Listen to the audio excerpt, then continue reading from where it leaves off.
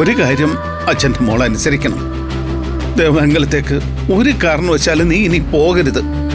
ഒരാഴ്ചക്കുള്ളിൽ ദേവമംഗലത്തുനിന്ന് ആരെങ്കിലും വന്ന് നിന്നെ കൂട്ടിക്കൊണ്ട് പോയില്ലെങ്കിൽ ആ മുറ്റത്ത് വെച്ച് എന്റെ കണ്ണീന്ന് വീണ ഓരോ കണ്ണീരിനും എനിക്ക് ഏറ്റ ഓരോ അപമാനത്തിനും ഞാൻ പകരം ചോദിച്ചിരിക്കും. എന്റെ കൂടെ നീ നിൽക്കും, നിന്നെ പറ്റൂ. എന്താണ് നീ പറഞ്ഞേ?